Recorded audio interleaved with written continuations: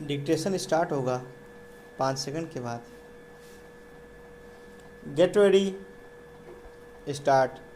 मैं यहाँ यह भी कहना चाहूँगा कि स्थिरता का अर्थ गलती से जड़ता नहीं समझ लिया जाना चाहिए। सुधारों के मूल में यह बात समझनी होती है कि परिवर्तन आवश्यक है। भारत में स्वतंत्रता प्राप्ति के बाद से हम जिन आर्थिक नीतियों पर चले उनसे हम विकास के एक ऐसे सोपान पर पहुंच गए कि जिससे 2001 तक हमारा काम अच्छी तरह चलता रहा। इससे पहले भी परिवर्तन की आवश्यकता अनुभव की गई थी और 80 के दशक के अंत में परिवर्तन शुरू भी किए गए थे। 1990-91 के संकट से तो इस प्रक्रिया में तेजी आ गई। अपनी पिछली नीति से हमें जो सफलताएं मिली थीं, ये सुधार उसी पर आधारित थे। यदि हम 1991 में नियमनों को दूर कर सके और उदारीकरण को जारी कर सके तो इसका कारण यह था कि प्रधानमंत्री के बुद्धिमत्तापूर्ण मार्गदर्शन में स्वतंत्रता प्राप्ति के बाद से हमारी अर्थव्यवस्था के विभिन्न क्षेत्रों ने प्रगति करके एक आंतरिक शक्ति प्राप्त कर ली थी। उनका घोषणा पत्र पार्टी का 1991 का घोषणा पत्र इस बात का स्पष्ट और बिल्कुल सही द्योतक है कि क्या आने वाला है।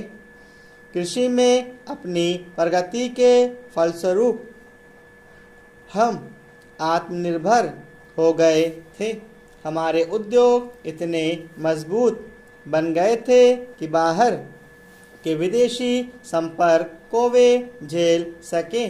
प्रतियोगिता के क्षेत्र में भी और सहयोग के क्षेत्र में भी हमारी नीति में एक निरंतरता बनी रही है। इसके परिणामस्वरूप हमें अपने सुधारों के लिए आधार मिला है।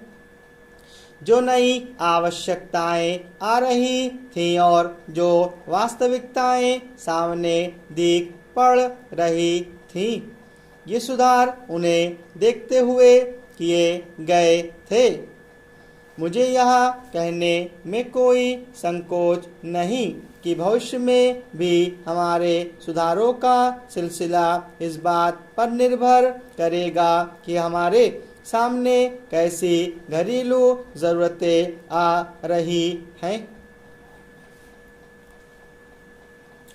जैसे जैसे हम इन सुधारों पर चलते जाएंगे तो जहाँ कहीं उनकी कमियां नज़र आएंगी उन्हें दूर करने की चेष्टा की जाएगी। मैं सुधारों को बेहतर बनाने के लिए दिए गए सभी सुझावों का स्वागत करूंगा, चाहे वे आप सबसे मिले, चाहे मेरे साथी राजनीतिक नेताओं से, चाहे व्यवसाय विशेषज्ञों से मिले, चाहे जनता से, और यह सब हमारी सुधारों की नीति के अनुरूप होगा और वास्तव में तो यह उस नीति को मजबूत बनाएगा। कभी उस नीति को परिशुद्ध करने पर जोर देकर और कभी उसमें मानव हित पर ध्यान देकर, और ये दोनों पहले दिन से ही हमारी नीति का एक भाग थे। इस संबंध में मैं हाल में उस विवाद की चर्चा करना चाहूँगा जिसमें सुधारों की आलोचना की गई है। यह कहा गया है कि नई नीतियों से जनता के अपेक्षाकृत गरीब वर्गों को कोई लाभ नहीं हुआ। कॉलेज के दिनों में मैंने भी इस बात का अनुभव किया है कि दिन में एक बार खाना मिलने का क्या अर्थ होता है। इसलिए गरीबों के बारे में मेरी चिंता सचमुच वास्तविक है। स्टॉप।